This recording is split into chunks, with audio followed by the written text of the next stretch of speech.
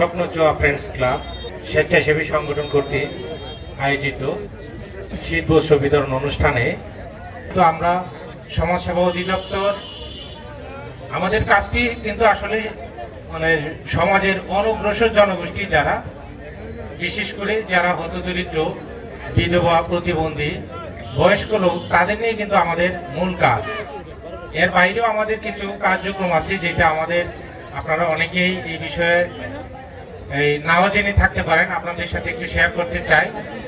কারণ এখন কিন্তু এই যুগের সাথে তাল মিলিয়ে সরকারের বরাদ্দ কিন্তু অনেক বেড়েছে। এখন কিন্তু সরকারের অনেক বরাদ্দ, যেটা আপনার আমাদের কিশোরগঞ্জ জেলায় প্রায় 1,83,000 লোক ভাতা পাচ্ছে। প্রায় প্রতি বছর আমরা 350 কোটি টাকা বরাদ্দ এখানে বিভিন্ন ভাতা। মানুষের দেহে যেমন রূপ থাকে আর সমাজে কিন্তু বিভিন্ন রূপ বেঁধে রয়েছে।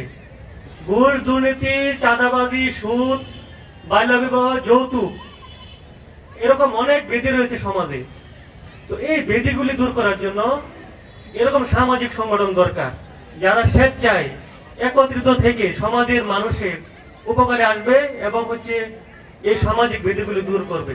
তাহলে কিন্তু আমাদের সোনার বাংলার যে সোনার সমাজ এটা তৈরি হবে। স্বপ্নছোয়া এটা সত্যত এই করগাঁও একটা গরিব অঞ্চল থেকে তারা যে ধরনের প্রোগ্রাম এখানে উপস্থাপন করেছে এটা সত্যি প্রশংসার দাবিদার।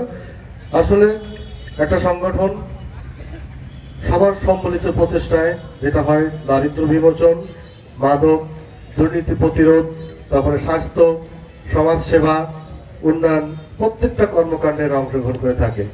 আমি তাদের মধ্যে যে কর্মস্পৃহা দেখেছি এবং তারা যে উদ্যোগ নিয়েছে এবং যে পরিশ্রমী, এটা সত্যি প্রশংসার দাবিদার। আমাদের শুধু আমরা বেঁচে থাকি শুধু কৃষকের উপরে।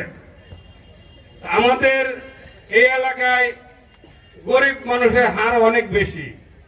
আজকে আমাদের যারা স্বপ্নচোয়া ক্লাবের যে উদ্যোগ, আমি মনে করি স্বপ্নচোয়া না, বাস্তব উদ্যোগ নিয়েছেন আমাদের স্বপ্নচোয়া ফ্রেন্ডস ক্লাব।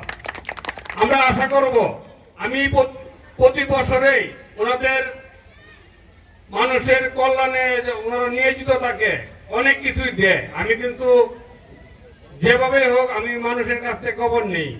ওনারা অনেক ভালো একটা উদ্যোগ, মানুষের খোঁজ খবর রাখে, কে অসুস্থ আছেন, কে অসহায় আছেন, কে রক্ত রাখবেন, এইসব কিন্তু মানুষ যারা গরিব মানুষ, আজকে যারা আমরা সমাজে বিত্তশালী যারা আছে তারা কিন্তু রক্ত লাগলে কিন্তু রক্ত কিনতে পাওয়া যায়, কিন্তু এই গরিব মানুষ কিন্তু রক্ত কিনতে এই টাকা পয়সা নাই।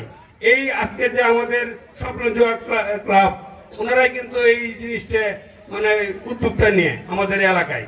তোমাদের উদ্যোগে আমরা অত্যধিকভাবে খুশি। এরকম অনুষ্ঠান প্রতি বছর করা হয়। আমার পূর্বের বক্তা বলে গেছেন আব্দুল রব সাহেব, যদি মনে করেন আমাদেরকে যতটুকু করার আমরা আপনাদের সঙ্গে সহায়তা যোগ থাকবো। এই অনুষ্ঠান প্রতি বছর নিয়ে করলে আমাদের এলাকার সুস্থ মাতারা সাধারণত উপকৃত হবে এবং এই এলাকার এত শীত গ্রাম এলাকা ওনারা উপকৃত হবেন। এখনো আছে আমাদের যে ঘর বাড়ি নাই, রাস্তায় রাস্তায় করে এরকম প্রোগ্রাম যদি এই স্বপ্নচোয়া ফ্রেন্ডস ক্লাব করে, আমাদেরকে যদি সম্পৃক্ত করে, আমরা আপনাদের সাথে সম্পৃক্ত হতে চাই। 5 বছর আগে এইখানে এই শীত বস্ত্র এবং চশমা বিতরণের যে আয়োজন করেছিলাম, তাদের মধ্যে প্রথম যারা আমার কাছে হাত বাড়িয়েছিলেন তাদেরই সন্তানরা। আজকে দাঁড়িয়ে চোখের জল আসে যে তাদের যে একটা অনুপ্রেরণা সেদিন দেখছি, তাদের সন্তানরা যখন আজকে আবার আমাদের মাঝে আছে, যেদিন আমি আজকে 5 বছর আগে তাদেরকে নিয়ে শুরু করেছিলাম, আজকে এটাই করছে তারই সন্তান সভাপতি হিসেবে, তাদেরই ঘরের সন্তান। আমি গর্বিত, আমি আনন্দিত, আমি সবার জন্য বলেছিলাম তোমরা এত বড় একটা অনুষ্ঠান করবে, নিজস্ব অর্থায়নে আমরা কিছু দেওয়ার চেষ্টা করি বা আমাদের কাছ থেকে কিছু নাও। তারা বললো যে না, আমরা টাকা পয়সা নেই নাই, আমরা নিজেরা অর্থায়নে আপনার ইনশাল্লাহ আমরা সবাইকে শীত বস্ত্র দেওয়ার জন্য উদ্যোগ নিয়েছি।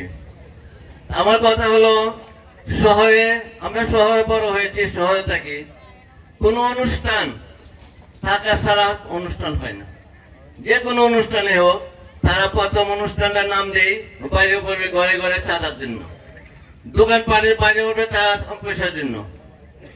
মানে 1 লাখ টাকা খরচ করবে আর 5 লাখ টাকা তাদের পকেটে নেবে, এ হলো তাদের একটা ব্যবসা।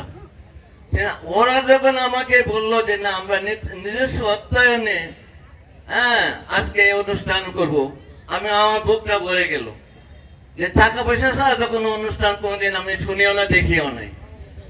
এই আজকে যে অনুষ্ঠান করছেন ওনারা টাকা ছাড়া নিজস্ব অর্থায়নে, সেজন্য আমি আমার অন্তঃস্থল দিয়ে তাদেরকে সবাইকে ধন্যবাদ জানাচ্ছি।